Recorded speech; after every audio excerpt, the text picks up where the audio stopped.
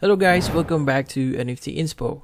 For today's video, we are going to show you how to fix Roblox not launching. So the first thing that you want to do here is you want to go to the lower left corner of your screen. That's where the Windows logo is located at. Just click on it. And from here, you want to go to Control Panel and just type it on your keyboard. Open up Control Panel, and from here, you want to go to Programs. Under Programs, you want to go to Programs and Features, and here you want to search for Roblox Player. So just scroll down a bit until you see a Roblox Player. Once you see Roblox Player, just right click on it, and from here just click on Uninstall.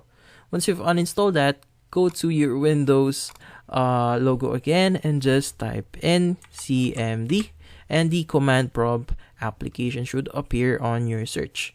From here, open this up and type in the following commands that I'll be showing you. So the first command, it's going to be cd space appdata/local, and just hit on enter.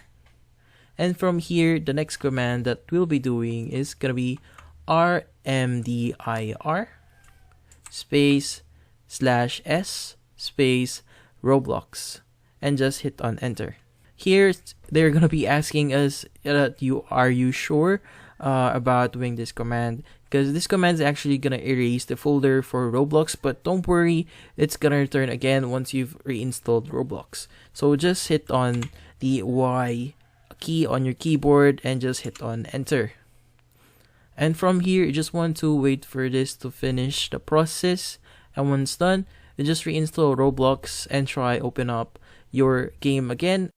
Hopefully this video was able to help you. Like and subscribe to NFT Inspo. Thank you for watching.